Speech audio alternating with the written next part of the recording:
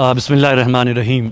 मेरे प्यारे भाई और बहनों, माह रबीउल अव्वल का आज पहला जुमा था और एक बार फिर मुझे घर में नज़रबंद कर दिया गया है और जामे मस्जिद में नमाज जुमा और ख़ुतबे की अदायगी से रोक दिया गया है।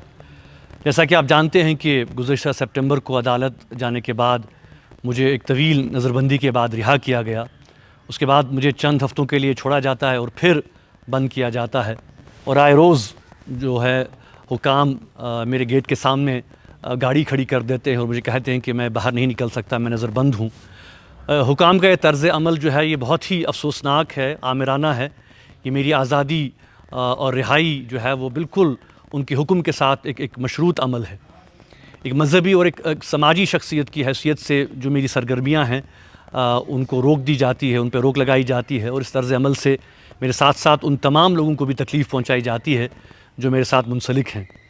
आप जानते हैं कि कुछ दिन बाद ही 3 रबीउल अव्वल है और हस्ब रिवायत हम जो है मैं अपनी नज़रबंदी की वजह से 5 साल के अरसे के बाद पहली बार नक्शबंद साहब की दरगाह पर ख्वाजा दिगर के मौके पर जो है वो ख़ुतबा देने वाला था और लगता नहीं है कि एक बार फिर शायद मुझे इजाज़त मिलेगी, जो कि हालात लग रहे हैं।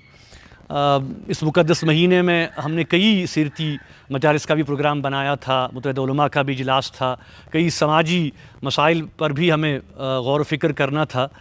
लेकिन अफ़वाह यही है कि यूटी के इंतख़ाबात के इख्तिताम तक मुझे घर में ही एक बार फिर बंद कर दिया जाएगा।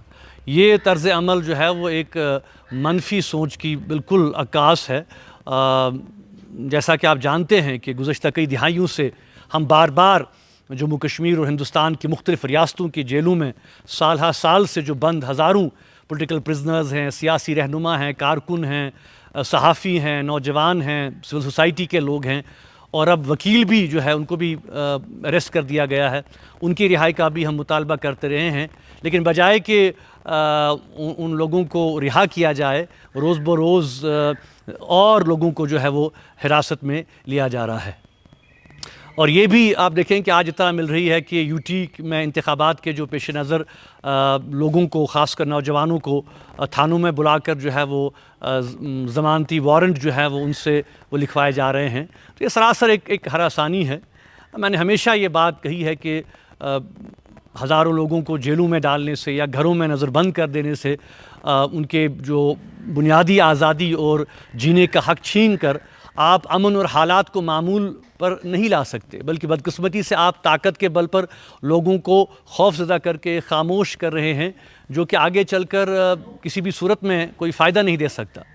तो मेरी इंतज़ामिया को, हुकूमत को यही तजवीज़ है कि अगर हालात को मामूल पर लाना है, अगर अमन की बहाली हमारा मकसद है, तो ताकत और धौंस की पॉलिसी के बजाय जम्मू कश्मीर के आवाम की उमंगों और जज्बात को रख कर मद्देनज़र रख कर जो है इस मसले का पुरअमन सियासी हल तलाश किए बग़ैर हमारे पास और कोई चारा नहीं है।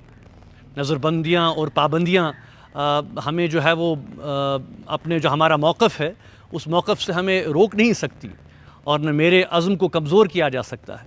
मैं सिर्फ़ हक़ाइक़ जो है वो आप सब लोगों के सामने रखना चाहता हूँ, क्योंकि आप जानते हैं कि मकामी ज़राए इब्लाग अब हमारा नुक्ता नज़र जो है वो अख़बारात और नशरियात में जो है वो उसे कोई वो जगह नहीं देता।